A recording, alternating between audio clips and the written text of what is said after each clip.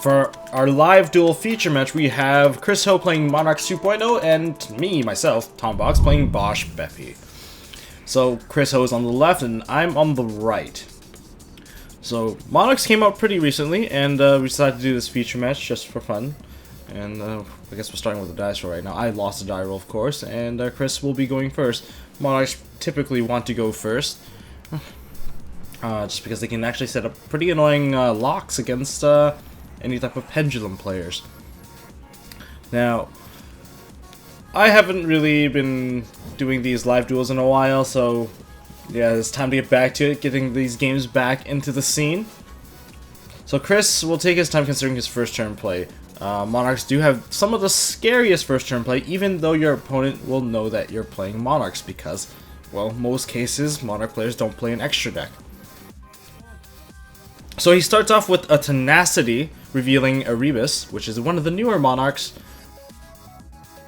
All the two new Monarchs, Ether and Erebus, both have the ability to start off the engine, basically, for drawing and searching the Monarch spells and traps, but they do different things.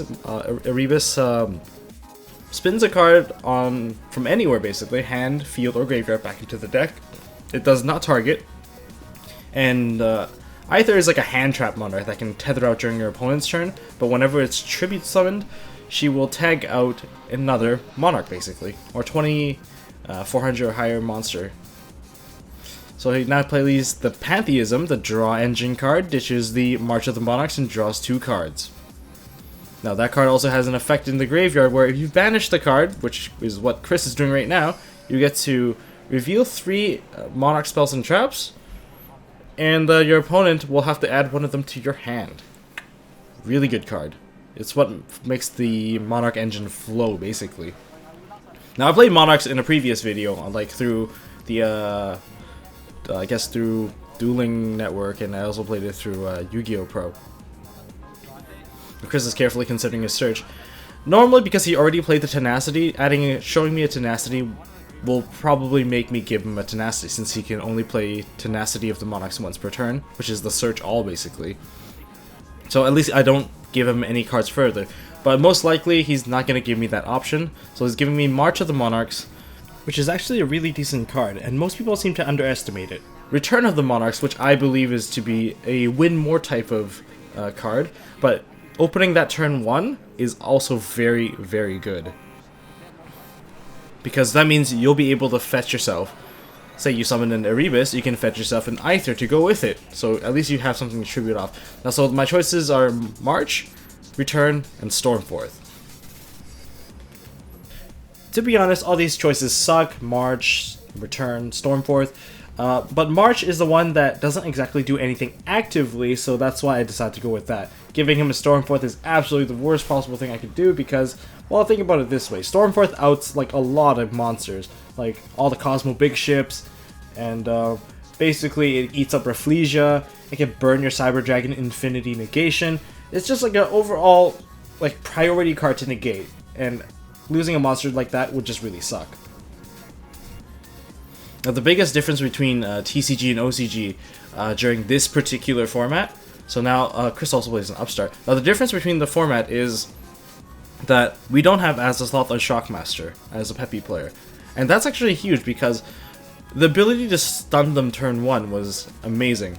Now, Chris summons one of the new cards, the Idea, I'm just going to call her Idea for now, the Squire.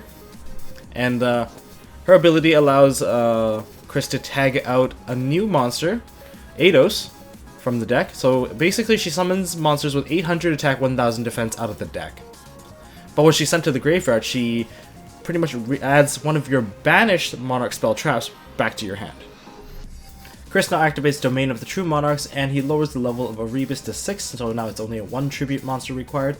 And then he's going to tribute summon off his Idea so that he'll be getting his Pantheism back, basically. So both the Erebus and the Idea will be getting their effects off in the same chain. I will be losing 1 card from Erebus's decking ability, so that ability is really good, especially turn 1. If you don't have a Veiler, you're going to lose a card. Even if you do have a Veiler, you're still losing a card.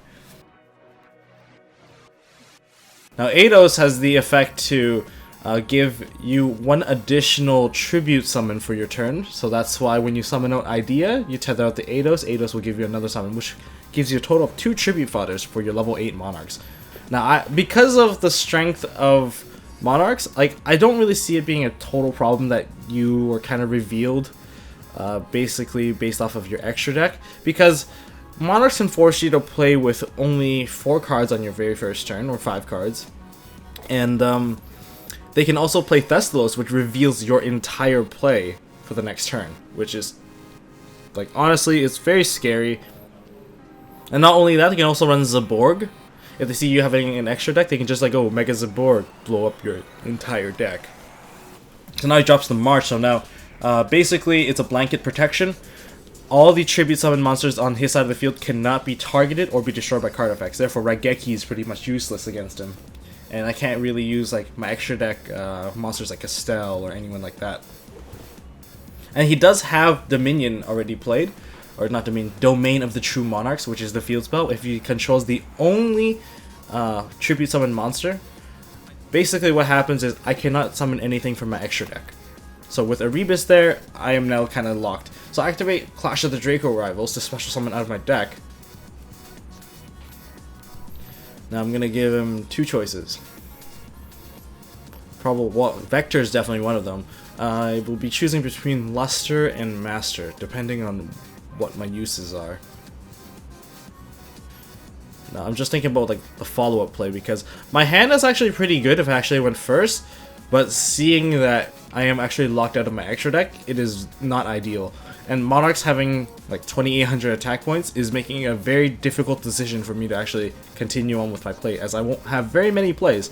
Setting up this lock is very difficult to break, especially with March in the back. March just like salts the wound, basically. So yeah, I'm gonna go with Luster and Vector. He has to roll the die. Rolls a 4. So 4, 5, and 6 is Luster. 1, 2, 3 would be Vector. So I special summon Luster onto the field.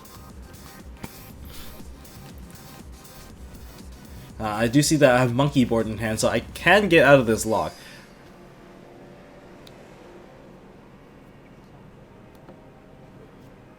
So I attribute summon for the Monkey Board. Now I also control a tribute summon monster. Now this is like not exactly the best play, but at least it opens up my scales and my extra deck, sorry. So now Pendulum Summon 2.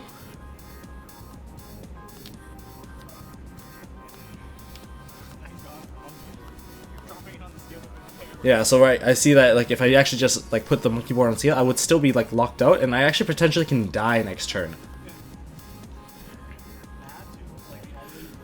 Well, I guess I'm gonna have only one real play to go into, is going to Ignister, since I can't exactly overlay with Luster, since all I can make is a Magister Paladin. That doesn't really go too far, and I'll actually lose my, I guess my 2 Pendulum monsters. So I decided to go into, of course, Ignister.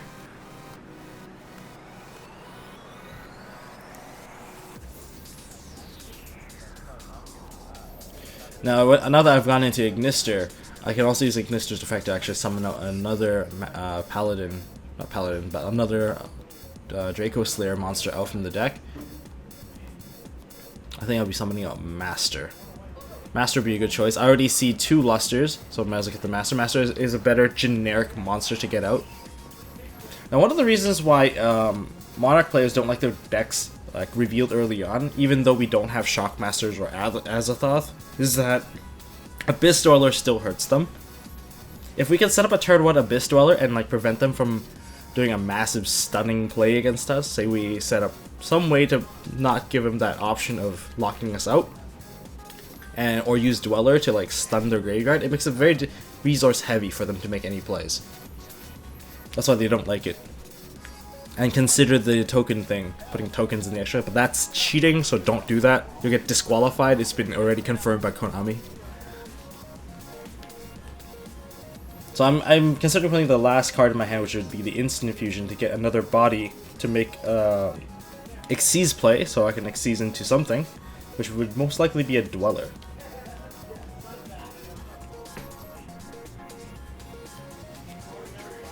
So Instant Fusion has been played. I will lose 1,000 life points for that. Well, that cancels out Upstart, basically. So overlay the two. Master is a really great card because he is generic and does not contain any of the restrictions that Luster has.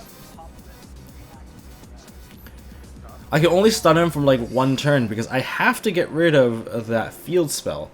And Erebus has to die too. So Dweller has to come out, and I'm probably going to detach the Master because of the attack boost that I will be gaining from the Dweller.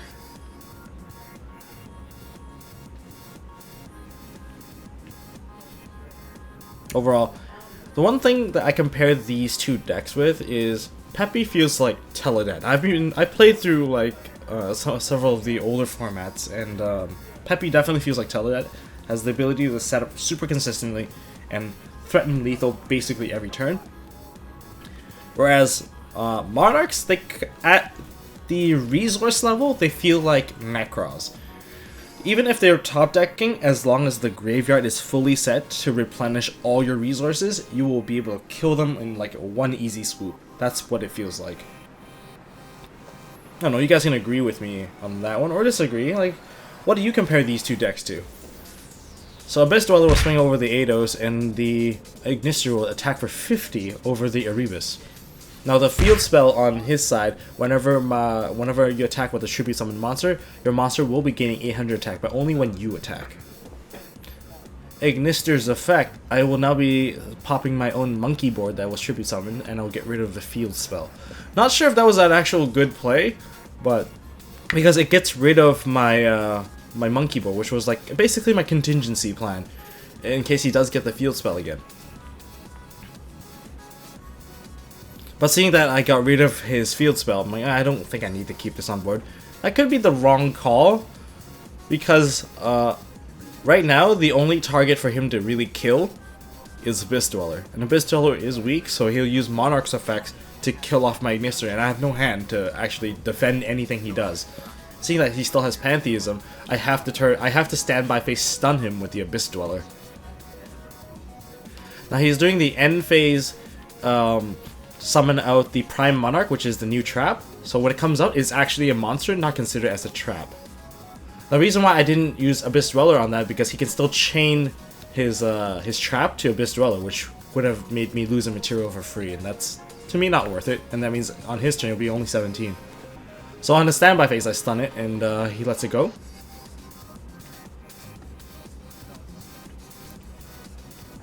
Now he does have Pantheism, but everything in the graveyard is still stunned, so that's all good. But still, the board isn't exactly looking too good for me, as if he breaks this board, I am basically playing catch-up now. And it's very difficult to catch up with a deck that can really just drive through the deck non-stop, getting draws and searches very, very quickly. Pantheism is still locked out, so can't use it. Pantheism is honestly like a D draw. It's got some Teledad-ish elements in there. Excuse me. So he activates Stormforth. So he already had a Stormforth to begin with in the previous one. And that gives him a very powerful push, because now he can tribute his Prime Monarch and get rid of my Ignister, basically. Now which Monarch is he gonna go for? Now, so he tributes that and summons out a, I believe that's a Mega Caius. And he banishes my, yeah, basically he will, no, he's considering his targets, he's probably he banished my Scale, so he's gonna run over the Abyss Dweller. Which basically frees him up, because Dweller was just pretty much my floodgate versus his deck, and it's about to die. So he activates the Pantheism in hand to draw 2 cards. I think he drew into another Stormforth. Stormforth is a very scary card, since you main deck 3, it's an out to basically everything. Dweller gets attacked, gets killed, takes some damage there, takes some pretty heavy damage, although I'm at 22, so I'll be taking 600 from that. Now that I have to top deck a Scale to actually get out of this, and Well, what do you know? I do top deck a scale. It's Lizard Draw. Now I have a scale 3-6. I can still make another Ignister play. Sadly, though, this is not the best play. It's quite desperate, to be honest. Because my extra deck is not loaded with monsters. I can't make like a Trapeze Magician with that thing and just go attack for game. That's not gonna happen. And even if I did do that, I don't think I can threaten lethal against him because he barely took any damage. So I have to go into another Ignister because it will, of course, it was Vector and Luster as the only summonable targets from the Pendulum Summon. No, I guess I have to summon the last Luster as like basically a chump block wall. I can run over that Caius for another, I guess, 50 damage, but that's very very minimal since he has Erebus in the graveyard. He has Caius in the graveyard. Basically, he can Caius me again if he really wanted to. And he has Pantheism engraved, which means he can use, I guess, search for a Stormforce, search for even a Tenacity would be a very good search, because I'm basically gonna die next turn, and I can see it coming. I'm just hoping that maybe he will misplay, maybe he won't. I can't tell, but just gotta keep going forward with my plays here. I'm like calculating all the plays right now. I'm like, oh my god. If he goes with the Erebus, he can spin stuff back. If he spins it back, at least I can get another summon. But even if he's probably gonna spin back the Luster and then just run over my Ignister if he can search the field spell. I'm like, oh my god, all these plays running through my head. I'm like, all of them are like just pointing to my impending doom at this point. Because he has all the graveyard resources. This is like the same feeling as looking into a Necros player's graveyard and you see, well, he has all three ritual spells. And he has one card in hand, and hopefully that card in hand is not like the last combo piece. Basically, it would be the one and only, I guess not the one and only, but like maybe like a Manju Senju, and that would be terrible. So I'm basically staring into that. I'm like, I have to attack. I have to spin that back and attack.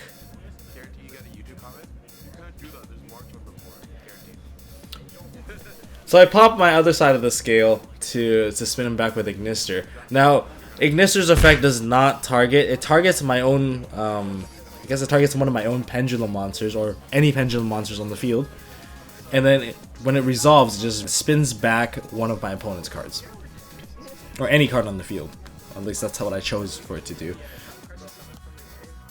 So here comes the Trap, the Prime Monarch, which comes out as a monster that acts as a very big body. It prevents a lot of OTKs, and it's just something that I don't like to deal with. So Pantheism will give him the search. This deck basically has a draw search engine from one card and then another search engine from just Tenacity. Now the Monarch deck isn't all just sunshines and rainbows. It suffers from one of the worst types of bricking ever. The hand is basically unplayable when you brick. You either get all your tribute fodders with no Monarchs, but because they're all weenies, they kinda suck. Or if you get all your Monarchs and you're not able to put anything on board. So it gives me the choice of Tenacity, Domain, and Domain. Basically, he wants his Domain. And I have to give it to him, because Tenacity was just going to do this exact same thing, it's just going to fetch him the Domain. And you gotta be careful of fueling the Monarch graveyard too much, because it does burn out a lot of cards using the Prime Monarchs, and eventually Tenacity and the Prime Monarch are basically what acts as a counter to how much resource they have left in their deck. Unless, of course, they set one of the Prime Monarchs, they basically put 2 cards back and draw 1, which is kind of like their own version of Dagusto Emerald.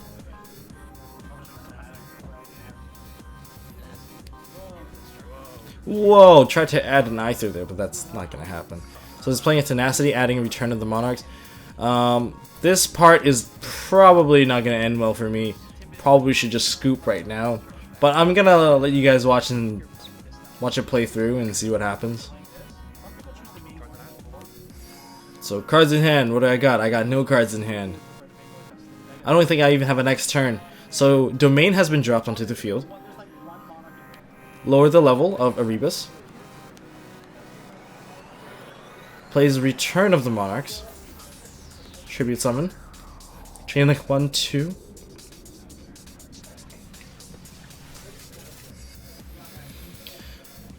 So he's checking his graveyard. Now Erebus needs to send 2 different named Monarch spell traps to the graveyard to get his spinning effect, the decking effect I should say.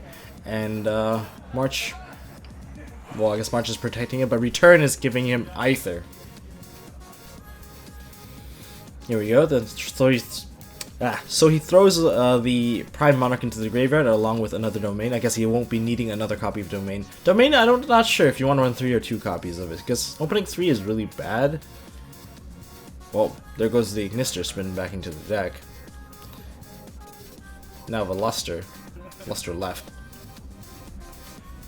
I'm not too sure what I could top deck to get out of this. Maybe a Monkey board would be nice, so I can maybe pop for a draw. But overall, the only card that can actually kill off any of my opponent's cards right now would be... I guess I need a Mirror Conductor since all the Monarchs are really weak, but I can't even target it because of March. March just takes away one of my options to take down the Monarchs, basically. Oh, so he goes into an Idea Eidos play and plays into a Stormforth, and I believe this will be game after he drops the Aether. Yeah, I scoop now. It's over. It's over. There was no way. So game 1 goes to Chris Ho with his skill piloting of the Monarchs. So game 2, after siding, I will be going first. Of course, I have sided Mask of Restrict because it prevents all the Monarchs from getting summoned out.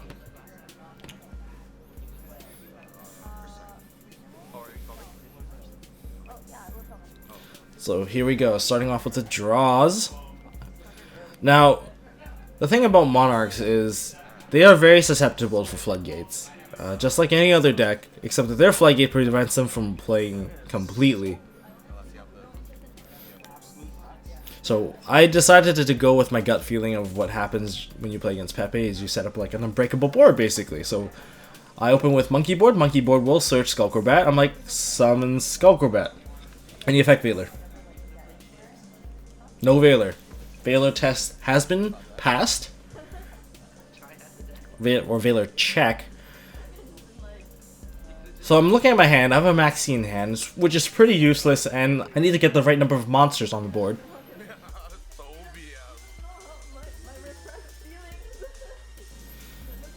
And Maxi isn't exactly one of the better cards in this matchup. Like, sure, against Eidos and Idea, you might get like 1 or 2 draws, perhaps even 3 if they summon an Aether.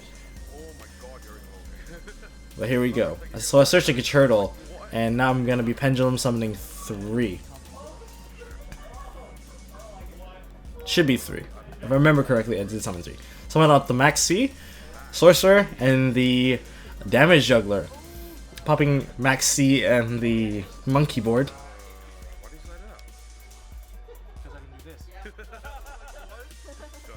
That would be a 2-card search.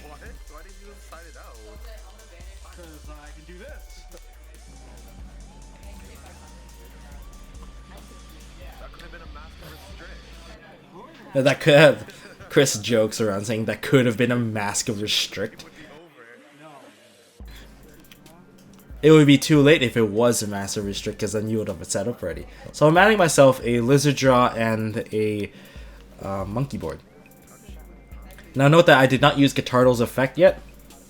So I will be doing a Pot of Greed play, which is Lizard Draw and Guitardle. Hopefully I'll like draw into that Mask of Restrict.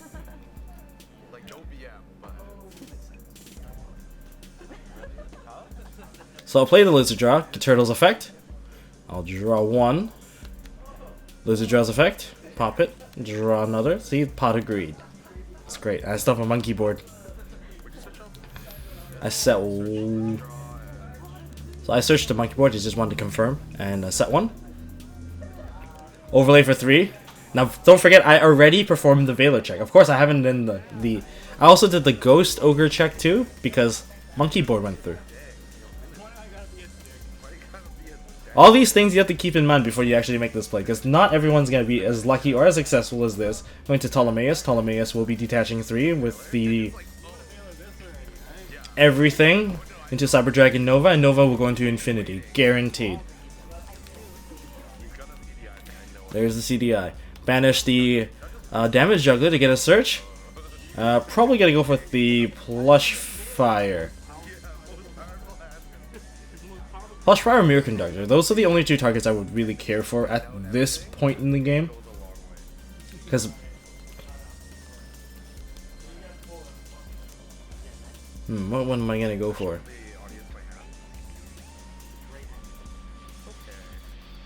Man, if he had Max C, I guess basically any hand trap, I guess I might not have continued this play because it's very risky.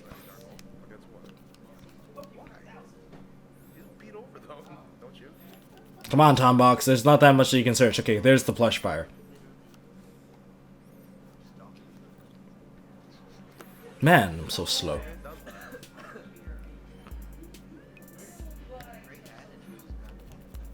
So, what am I going to continue with? I set another card. Very strange. Passes turn. Immediately goes into the Mask of Restrict. With Cyber Dragon Infinity and the Mask of Restrict, I can stop the Twin Twisters from happening. And sadly for Chris, I think he just drew into a Max C.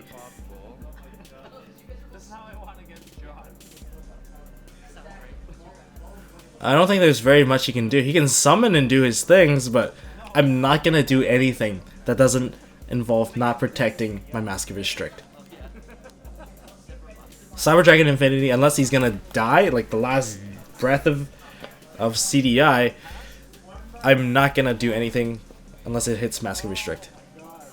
So I top deck the best possible card, Instant Fusion. And seeing that Chris has a pretty dead hand, he does have like idea in everyone, but then because he can't tribute, he's stuck. I drop the monkey board. Monkey board will get the search.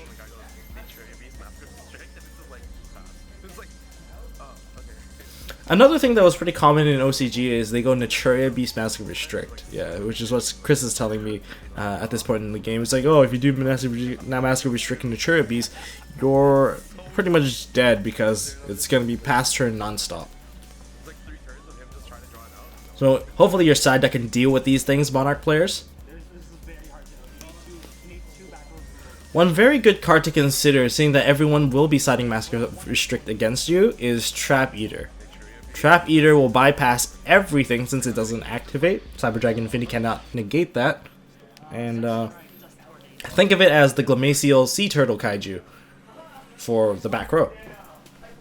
And it's a tuner. Well, that doesn't matter, but it's a 19 beat stick at the very least.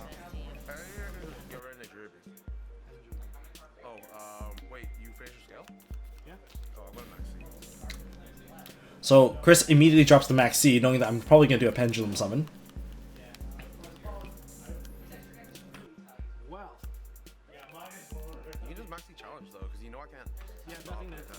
As I casually say, I'm just going to Pendulum 1, 2, 3, 4. I'm just going to Pendulum 4. And I believe that's enough damage per game, so he gets the Max E draw. But, you know, Max E challenge isn't an issue if you can kill them. Swing for game. So game 2 will go to me. See, right now the games right now feel a bit like a dice roll. So when he went first, I was stuck under his lock, and I wasn't able to make effective plays or even try to push the game state forward. And then when I went first, after I sided in Mask of Restrict, once I set up a CDI plus that Mask of Restrict, his win condition was taken away from him. So Chris is going first, and basically I think he still drew the very ideal first turn play. So he's going to Tenacity Aether.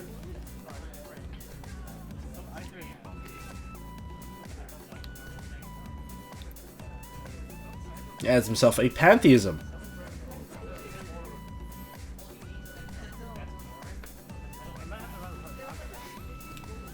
Okay, cut the deck, because since he is going to be getting a draw.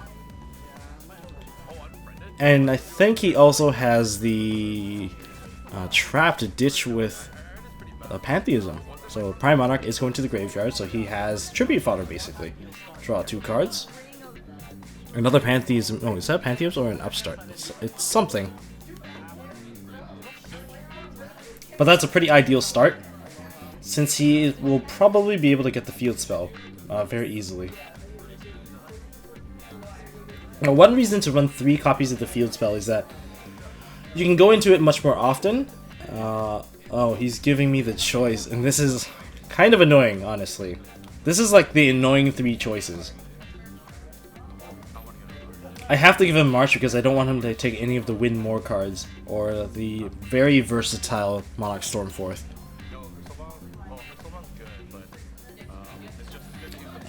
But March is still a very scary card. Just the protection against all destruction and targeting serves a very, very strong purpose in the Rogue matchup. Even against Mermails, it's very difficult for them to deal anything with that because most of Mermail's effects are destruction based. And if you have that up while they try to ditch a heavy infantry, your Monarch dudes are protected basically. And they can't use them in the same chain, so it's just a little more difficult for them to play around. I was trolling a moment ago, just shuffling my invisible hand because, you know, it annoys people. He seems to have a pretty decent hand. I think he has a... I believe he has an idea as well. So he's starting off with the Prime Monarch. March.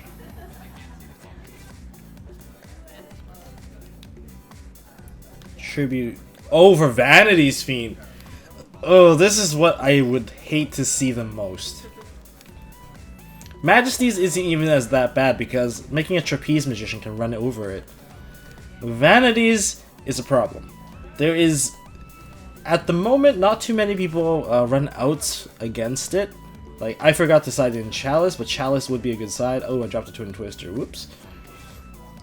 But now there's like one natural out in the main deck. The natural out would be, well, I guess I go into it later, but like right now I'm really stuck. Can't really do much. All I can do is set up the draw, keep drawing until I get to go to like an out. But Vanity's Fiend also stuns Chris because he can't use Idea anymore. So I normal summon my Skullcrobat. Skullcrobat will most likely be searching for like one of the draw engine cards, and apparently there's a couple cards upside down in here. My Mask of Restrict, I need it. There's a bunch of cards upside down. I think it was due to poor shuffling. Huh. Well, we're getting that fixed right now. But I'll be searching for Guitardle. Guitardle.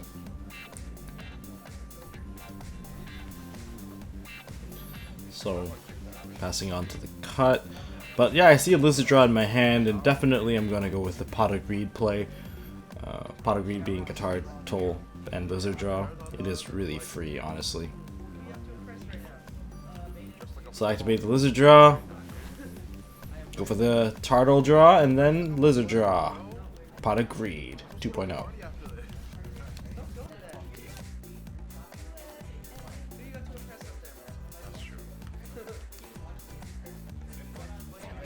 Not looking too good. Fortunately, I won't be taking a serious heavy beating from Chris because of Vanity's Fiend. He'll just have to slowly run over my guys.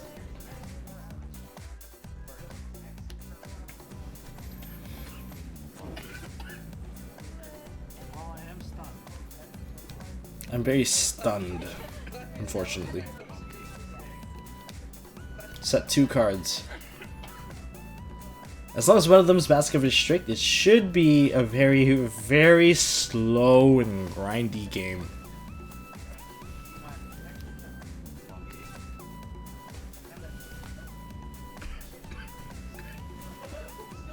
Now, the best way to win under Vanity's Fiend for Chris is slowly build up one more monster. You just need one more monster and keep beating for 24, or else the damage will be minuscule. Even if it means setting one of your own monsters. So he summons out the idea, which is, I guess, the right idea. Of course, he can't get a monster out because of Vanity's Fiend, but it's still technically the correct play as long as he can get one more tribute summon out.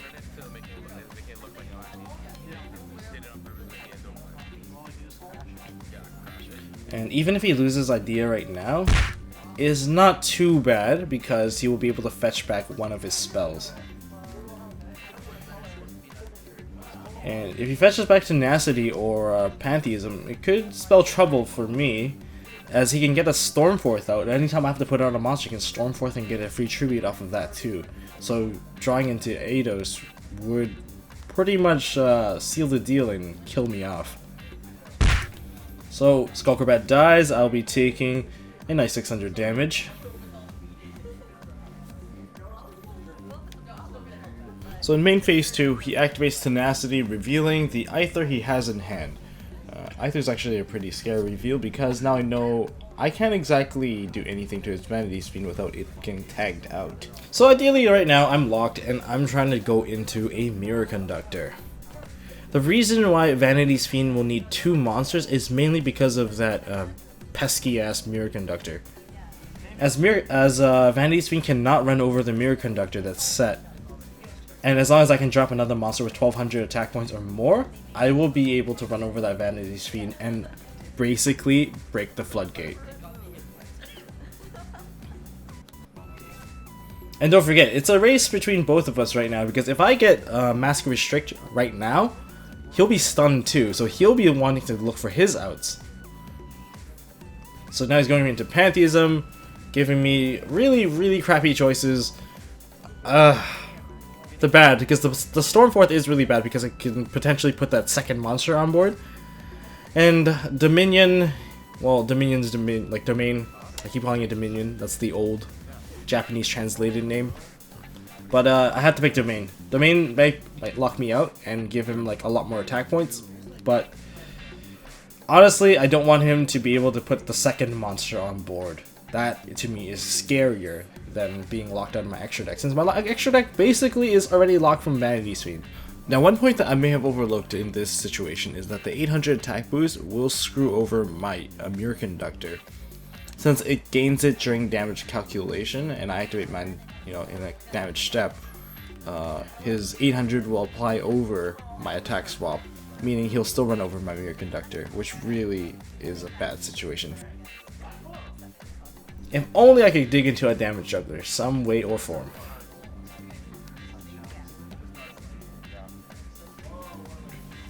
Now for the Pepe players now, I guess I can talk about the build a little while we kind of wait through this floodgate beatdown that's very slow. So okay, another Skullcrobat Joker, going to another Lizard Draw, going into another Pot of Greed play. See, the thing is about the deck is, in the previous build, we did not run any Twin Twisters or any Effect Failure, not main board anyways, but Darren did run it in our deck profile feature at 6th place at Seattle Regionals. But I think Twin Twisters has become a bit of a necessity because of Monarchs. Getting stunned by the field spell is really bad.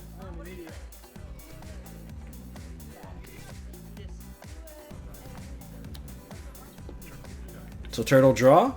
Lizard draw will, I guess, draw as well. Turn into a Max C, that was not good.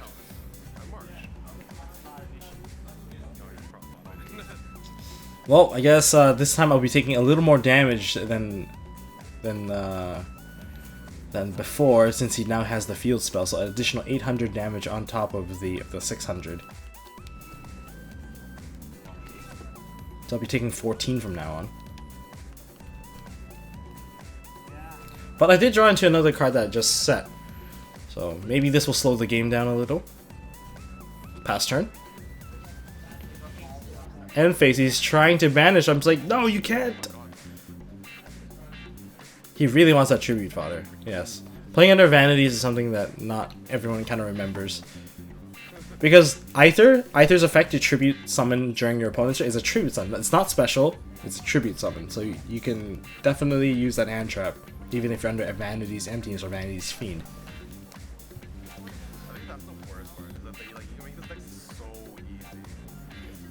So he activates Return of the Monarchs. I think he might have a Tribute Summon. So I'm immediately going to use Massive Restrict. That was a very lucky top deck from just, I guess I Pot of Greed it twice already. So that was kind of gross. So plays Tenacity.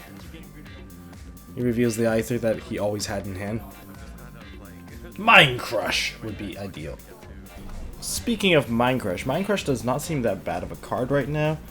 It can head up Aether, since Aether can only activate during the main phase, so you can actually pluck it out during like a standby phase or something like that. Or, you know, Monarch just searches so many cards. Even like Pepe searches a lot of cards too, and you can just Mind Crush it out of their hand. And they go to graveyard, so it's kind of painful. I think people are more interested in knowing something about like the Monarch mirror match as well. There's only a couple cards you really need to control. One is the Prime Monarch Trap, the other trap is Escalation, and the third card is Stormforce. Basically, whoever controls that the best wins the game. So I'll be taking a little big chunk there with the field spell on top of Vanity's Fiend. Luckily, I don't have to die thanks to Massive Restrict.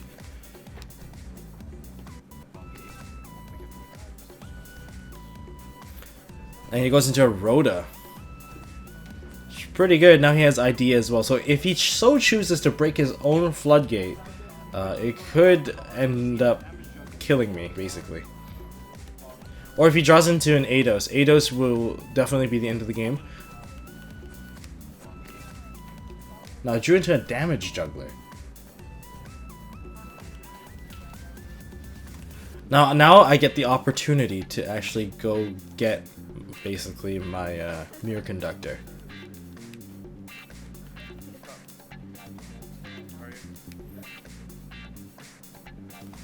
So most of my hand is basically unplayable at this point because of Vanity's Fiend. That Fiend has lived for far too long. So I go into battle phase and immediately just ditch the Damage Juggler.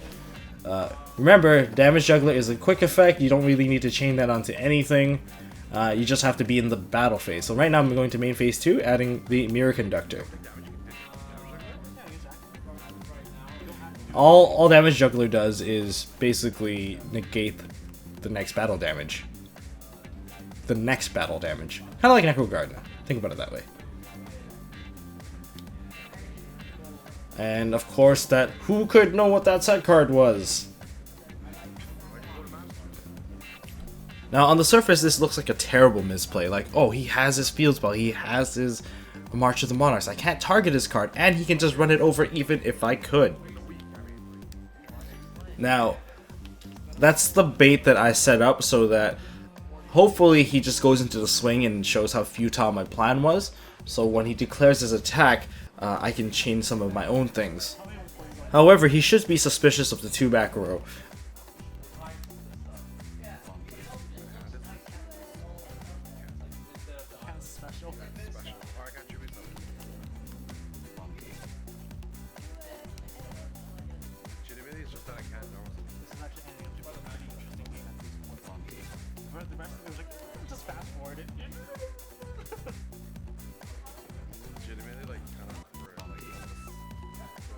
So he attacks. I immediately go with the Twin Twister. Because it is the right thing to do, because he can attack and I can't use a Mirror Conductor to target. So I ditched the effect failure on the attack declaration. And now I use the effect of Mirror Conductor to switch the attack and defense of Vanity's Fiend. So I'll take 500 damage and he'll take 200. Fortunate for me, this was the tipping point of the game. I managed to keep one monster on the field, the most important monster on the field, in fact, Mirror Conductor. That will allow me to run over his Vanity's Fiends no problem once I'm able to put another monster onto the field. It's my turn, I draw for turn, and I drew into a Wavering Eyes. I think that was pretty good. Mask of Restrict, now he's on a one-sided Floodgate.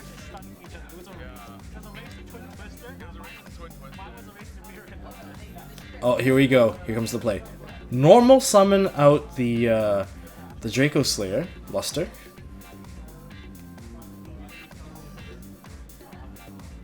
I'm just gonna attack. Use the effect, switch the attack and defense during damage step. And here comes a bit of damage to Chris. And my freedom is assured now. 650 damage. It's quite a lot. Now I have to make a board before I die, because if I get locked out one more time, I don't think I'm gonna get that lucky. It's time to make the biggest board possible. Don't forget, I've been stuck under for a while, so I've been collecting a lot of combo pieces. Now I'll play the Draco Slayer.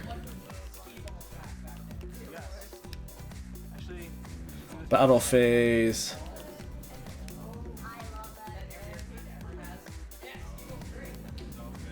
Oh, here comes a bit more damage. So during the battle phase, I will be doing another Draco face-off.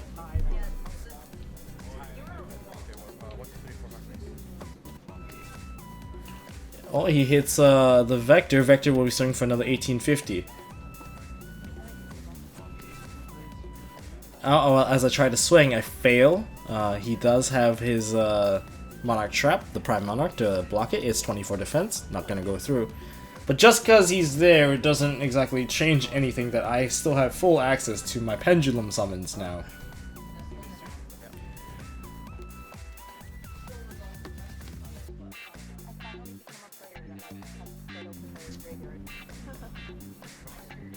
I am about to put my scale down of Plush Fire.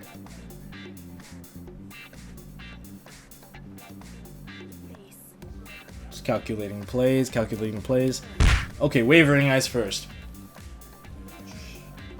500 damage, and I get a search. Search and summon, most likely searching out Monkey Board. Now the reason being that I don't really care to search for another normal summon. I'm probably gonna go straight for the scale now. Sadly, I think that was a bit of a misplay because I blew up on my high scales. So there's only one high scale left, and that would be Skullcrobat Joker, and it will restrict me quite heavily. Luckily, I don't need the other monsters to be summoned out, so in order to make the unbreakable board, here we go. So I also summon out the Plush Fire's effect, or summon out from the Plush Fire's effect, I get out the Damage Juggler. Damage Juggler will basically act as another Xyz fodder. So I put the Skullcrobat onto the scale, which is, you know, something that's not very common, not a lot of people are willing to do it. Gotta do a synchro play, I believe. Synchroing now. If it's a synchro play, it's definitely going to be an Ignister. I have not Pendulum Summoned just yet.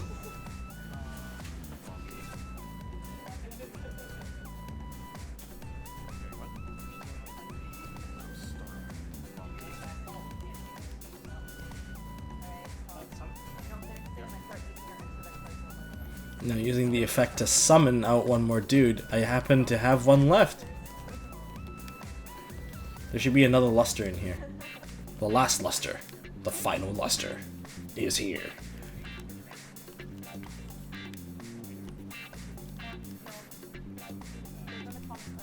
Now I'm not sure if there's anything too good about that luster. He's just chilling there, not too important, I think.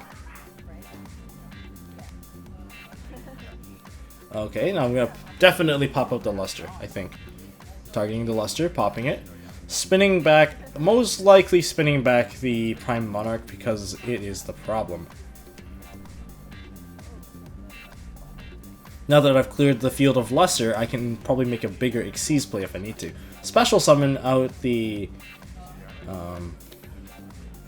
Hat Tricker. Well, luckily he didn't have a Max C, because Max C would have been really bad. No Veiler. So here we go. Into Cyber Dragon Infinity, Mask of Restrict locked once again, just like the previous game. Took a lot longer to set up this time. However, Pendulum Summon still has not occurred yet. Oh boy, I'm gonna add one card to hand. It's definitely not gonna be able to be summoned out because of the restriction from Skullcrobat Joker. But I believe in the extra deck there is enough Jokers in there. So I have a scale 1 and a scale 8. So Pendulum summoning out 3, I believe. 2, and the Lizard draw. I will be going into an Abyss Dweller play now. I have to. Just so that I give him less options to play, and this is pretty much going to be game for him.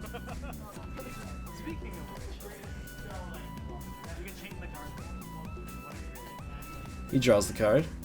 I'm activating Dweller. He chains his Prime Monarch. Prime Monarch will be coming out. Unfortunate for him, he's still extremely stunned. Oh, he scoops, he shows the hand, it's over. I hope you guys learned something about how to play Monarchs versus Pepe or Pepe versus Monarchs. See how far. Oh my god, Twin Twister was 5 cards away. Not gonna happen with this board on field. That's not all, guys. We left you an alternate ending to how this match could have ended because of one of his sideboarded cards. So here we go, bonus round. So Chris will be going first, just like how I won the previous game too. So here we go. Goes into Pantheism to the trap. Draws into Dominion and I guess another copy of the trap. Plays 1 for 1. 1 for 1, one of the best cards to open with in Monarchs. Ditches out the Erebus. There's only one monster that can be tethered out from that, which would be Idea. Idea will be tethering out Eidos. So in other words, he has not normal summoned, and he'll be gaining an additional tribute summon.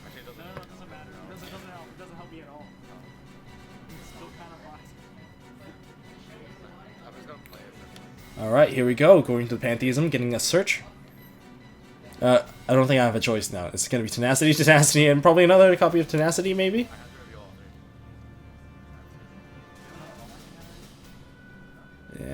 Yeah, there's no choices here. He's getting whatever the hell he wants.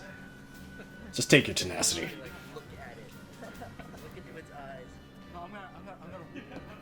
Yeah, let's roll a die, see what I give him. So it's gonna be Tenacity. Oh my god, he shows me Mega Zaborg. I just go into my extra deck now and seeing what's gonna be destroyed basically now, and I know exactly the common count of casualties will be along the line of my double Ignister outs. Probably gonna lose a Dweller since Dweller shut him down. Ptolemaeus, so I can't go into CDI, so he can leave the other 2 Cyber Dragon cards in. I don't know. What else is he gonna do? And he also has Return of the Monarchs. In other words, the moment he makes his first tribute summon, I am going to be losing cards. He activates it and shows activates Domain and shows Zaborg, which lowers Zaborg's level.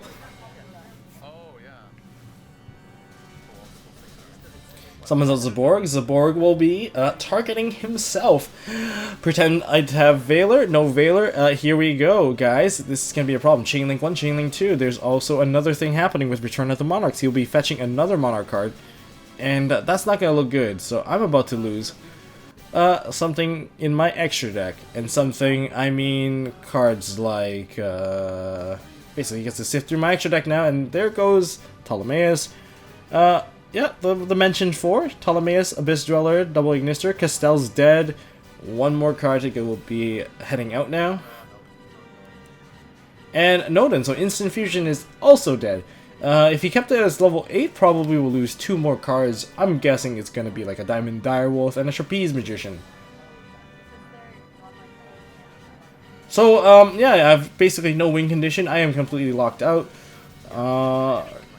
There isn't very much I can do. The only thing I can do is like hope for like maybe a Raigeki, blow up the board and do like a Pendulum 5 push for game. That's the only hope. Unless I get like a Mask Restrict, but I can't go CDI anymore, so his Twin Twister will be able to kill off my dudes. And I will be the one that's basically under a floodgate. But he still has one more summon. If he puts out a 28 monster on board, I don't think I can have any options to kill it. So he uses the trap, gets out another summon, and here comes Erebus. Here we go. Erebus was searched from the Return of the Monarchs, and what's gonna happen here, folks? not only did I lose my extra deck, but now I'm losing one card in my hand, so I'm starting behind while he's at like a full setup. I'm locked down from extra deck. My extra deck's blown up for one thing, like for another thing. And yeah, so sending out the Pantheism and the Prime Monarch to the graveyard for the effect of Erebus, and he'll get a free spin. Targets that one. Oh my god, guess what he hits? He hits the Mask of Restrict. That's GG. Yeah, that's the alternate ending to this game. In my hand, at the time, it was very good. I had the setup play for CDI Mask of Restrict, but I'm just like completely stunned now. That was the alternate ending to how the game would have ended if he actually opened with Megas the board. That was just another game we just decided to play. It was pretty interesting because, you know, sometimes when you beat someone, you just play for fun. And we just kept the camera rolling, and that's what we picked up. That was pretty awesome, though. Anyways, I hope you guys enjoyed that live duel. I haven't done very many since last year, and I plan on going more into it with the new format because, honestly, last year, the remaining 6-7 months of the format was just Necros base, and that was not very fun for everyone to watch. The blue, we overcovered the blue deck. Now it's time to put it to rest and put up these new guys. And maybe the Monarchs will reign supreme. Now, huge difference, of course, between Monarchs, TCG, OCG. No Azathoth play, no Shockmaster during the format, so I think Monarchs definitely has an edge, and Pepe builds cannot go super greedy by not running any Twin Twisters or Spell Trap removal. Anyways, if you guys like this video, please give me a thumbs up. If you want to see more MST.TV content, please subscribe, and as always, don't forget to hold on to your MST.TV.